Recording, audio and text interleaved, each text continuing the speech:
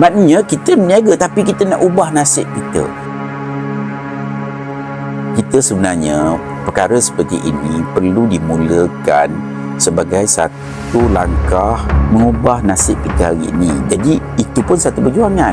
Maknanya kita berniaga tapi kita nak ubah nasib kita. Nombor satu, dia kena pakat. Yang terbaiknya duduk sama-sama, duduk cerita.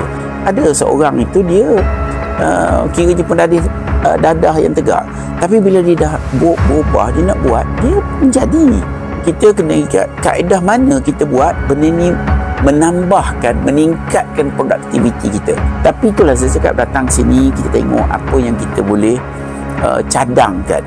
Pasal bila ada network kita sendiri pun banyak yang boleh beli, kedai-kedai kita pun banyak, member kita pun boleh jual. Mungkin tak banyak, mungkin satu kedai RM10. Bebas Along, bebas riba. Ayo kembalikan ketenangan hidup anda. Lebih 15,000 kes berjaya dikendalikan. Untuk bantuan, layari bebasalong.com atau hubungi 019 359 1000.